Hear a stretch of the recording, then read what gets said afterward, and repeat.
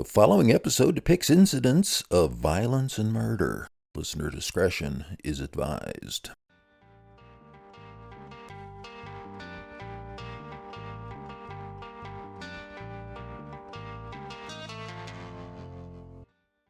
It's just before 2 a.m. on September 21st, 2008. A fight that started at a nearby house party is spilled into the street at the corner of North Ashland and Dix streets. In the middle of the escalating brawl, William Smith, a 19-year-old Becker College freshman, is slashed on the arm with a knife. Moments later, as the chaos continues, William is struck again. A knife has been driven through his chest and into his heart. When police arrive, more than 50 people are standing in the middle of the road of North Ashland Street. William is bleeding out on the pavement. At 2:45 a.m., William is pronounced dead at the local hospital. 15 years later, William's murder remains unsolved.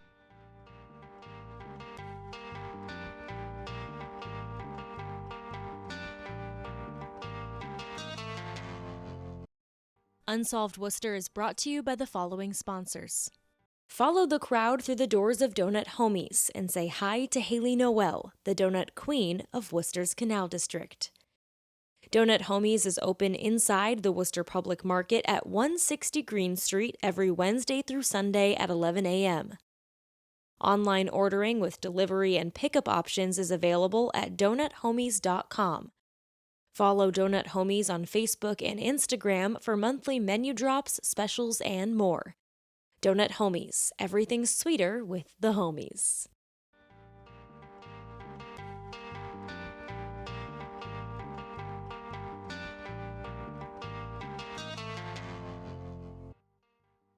Welcome back to Unsolved Worcester. I'm your host, Dan Yeager.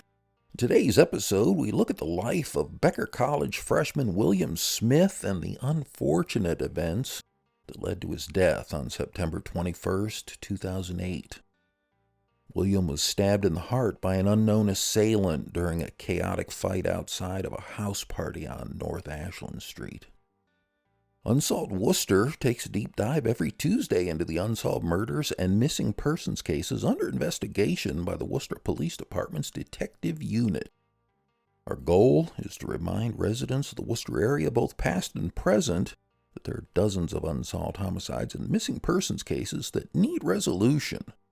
We hope we can be the spark needed to solve a case. Be sure to visit Unsolved Worcester on Facebook, Twitter, and Instagram, and listen to all episodes for free at unsolvedworcester.com and on your favorite podcast streaming platforms.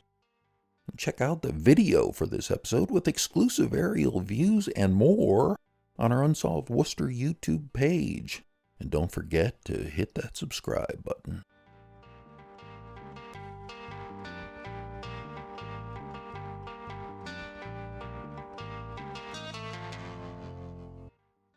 William Will Smith was a 19-year-old freshman at the now-defunct Becker College in Worcester. William was born on January 4th, 1989, at the Naval Air Station in Patuxent River, Maryland. He grew up in Scotland, Maryland, where he graduated from Great Mills High School, where he was homecoming king and an exceptional three-sport athlete, playing football, baseball, and starring on the school's basketball team. William is the nephew of Tubby Smith, a longtime NCAA basketball coach and head coach of the 1998 national champion Kentucky Wildcats. After high school, William went to West Virginia Tech University before transferring to Becker the following year. William was persuaded to come to Becker by a high school friend. The friend was also stabbed outside the house party on North Ashland Street. At Becker, William was studying sports management and had plans on trying out for the school's basketball team. The evening after he died, on September 22nd, 2008, 150 Becker College students held a vigil on campus at Davis Hall on West Street. The students held candles and walked 2 blocks from West Street to the intersection of Dix Street and North Ashland Street, where William was killed. The following night, a second vigil was held in William's memory. Local group Women Together organized the vigil at the corner of North Ashland and Ormond Streets. More than 60 community members, including neighborhood association representatives and city officials, were in attendance. Speakers at the vigil described William as outgoing, likable, and positive. The same night, nearly 500 miles away, a vigil was held at the outdoor basketball court at Great Mills High School in William's hometown. When he died, William left his mother and father, a brother, grandparents, and a host of aunts, uncles, and cousins. On September 27, 2008, 1,500 people attended William's funeral at St. Peter Claver Catholic Church in St. Inigos, Maryland. William is buried in St. Luke's Methodist Cemetery in Scotland, Maryland. Coming up, we explore the circumstances that led to William's murder.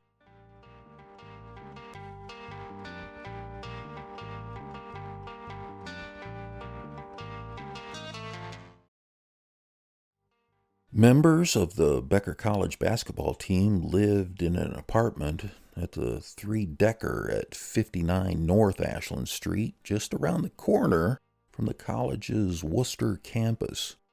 On Saturday night, September 20th, 2008, the students living at the apartment were hosting a giant house party to celebrate the start of the new school year. Freshman William Smith was hoping to try out for the school's basketball team and had already made quick friends with some of the players in the few weeks he had been in Worcester. He went to the party with a friend from high school who was a sophomore at Becker. According to the Telegram and Gazette, toxicology reports showed that William didn't drink at the party. There was no alcohol in his system when the fight broke out. While the details of what happened leading up to the large brawl outside the 3-decker on North Ashland Street aren't 100% clear, here's what we do know. More than 50 people were at the party around 2 a.m. on Sunday, September 21st, 2008. 4 to 6 uninvited men crashed the party. The men are said to have been aggressive and announced their arrival, knowing full well they weren't welcome. The party crashers weren't Becker College students. They were there to cause trouble, and they did nearly immediately. A fight broke out soon after they arrived and quickly spilled outside onto North Ashland Street. In the melee, William Smith was slashed with a knife on the arm, and his life ended when he was stabbed a second time, this time through the heart. Police were called to the scene shortly after the fight started, and when they arrived, they immediately attended to Smith. They also found a knife in the street, a knife they believe is the weapon used to kill William. Even after they arrived and sent William away in an ambulance, police still had to break up multiple fights. With dozens of potential witnesses standing in the intersection of North Ashland Street and Dix Street, the investigation into William's murder got underway immediately. Coming up, an arrest is made in connection with the house party fight that resulted in the murder of William Smith.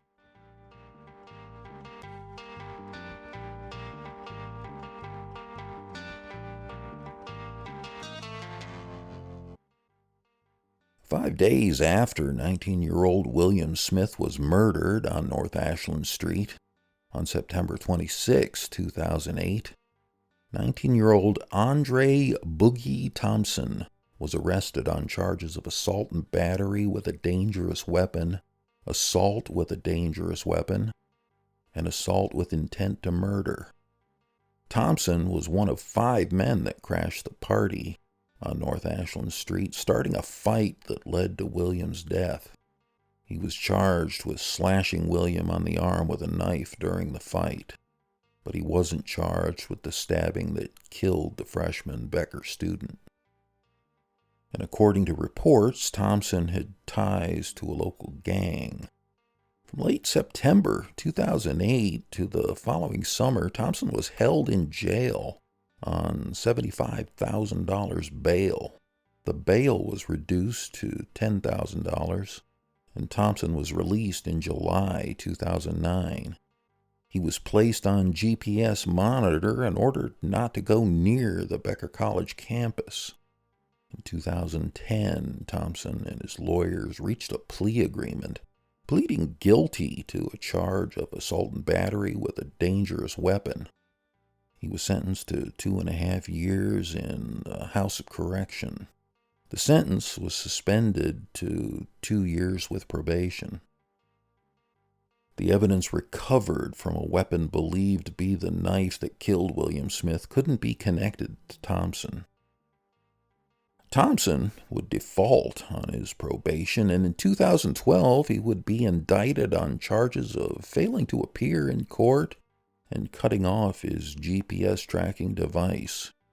In February 2015, Andre Thompson would be arrested and charged with the murder of a 24-year-old man in New Jersey. The man's body was found in the trunk of a parked car in New York City. Thompson was held on $2 million bail in a Maryland correctional center before being extradited to Massachusetts. In May 2015, he was sentenced to 3 years in Walpole State Prison for cutting off his GPS and failing to appear in court. In the weeks following the murder of William Smith in 2008, however, Thompson wasn't the only person being investigated by the police in connection with the fight. In November 2008, a Worcester Superior Court judge ordered an oral swab from Bernard Holly after a grand jury heard testimony placing Holly at the scene of the house party fight on North Ashland Street. The judge said the DNA sample was necessary to determine the facts of the case and to see if William's blood had commingled with anybody else's blood. At the time the DNA sample was ordered, Holly was one of 3 men being charged with the armed assault with intent to murder and assault and battery with a dangerous weapon in the beating and stabbing of a father and son on Hacker Street on August 23, 2008. The DNA sample from the knife that killed William Smith didn't match Holly's. But in August 2010, Holly was sentenced to 2 to 3 years in prison in the assault on the father and son in 2008. Another man, Kalen Blount, was sentenced to 2.5 to 4 years in prison in the 2008 stabbing and beating on Hacker Street. Blount was also named to the grand jury as someone who was involved in the fight on North Ashland Street where William Smith died. While there are names, arrests, charges, and more in connection with William's murder, as well as more than 50 possible witnesses in nearly 15 years, no one has ever been charged with his murder.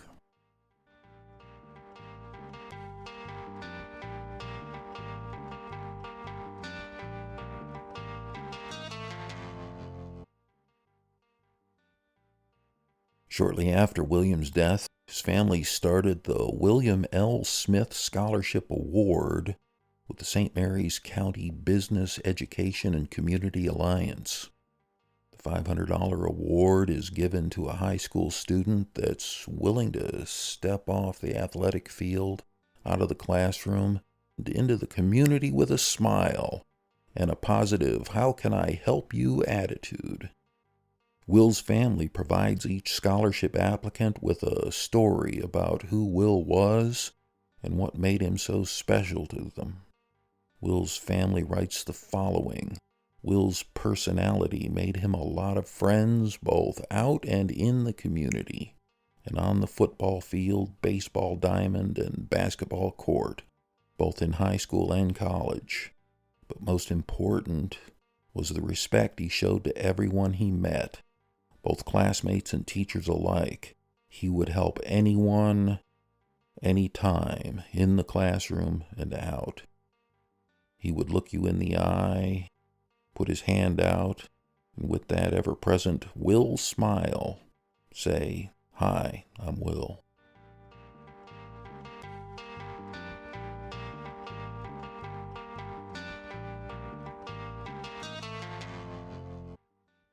Thank you for listening. I'm Dan Yeager. Don't miss another episode. Click the notification button to get alerts when new episodes of Unsolved Worcester drop. If you enjoyed listening to this episode, please consider clicking the like button for us. And if you subscribe, the next episodes will show up in your feed. Click the bell on the right and select all, and you'll get a notification of when the next episode is ready. If you have any thoughts you'd like to share, please leave them in the comments below. We read them all and respond to as many as we can. Anyone with information about who killed William Smith are asked to contact the Worcester Police Detective Bureau at 508-799-8651 or send an anonymous text to 274-637. Write TIP WPD plus your message, or send an anonymous web-based message at worcesterma.gov/police. Come back on August 1st for Episode 7 of Unsolved Worcester Season 5 and the October 1982 unsolved murder of Ethel Bosworth. Ethel died of multiple blunt trauma after being run over by a motor vehicle on Crescent Street. Special thanks to the Worcester Public Library, the Worcester Police Department, the City of Worcester, and our sponsors for making this possible.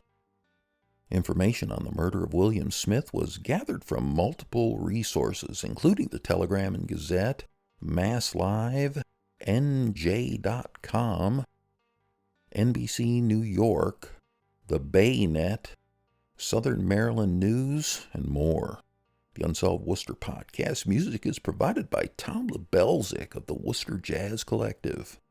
This episode is written and produced by Pat Sargent. Drone footage provided by Ron Scott at New England Sky Pics. Videography and editing by Colin Turner. Sponsorship information announcer Chandler Walsh. This program is supported in part by a grant from the Worcester Arts Council and the National Endowment for the Arts.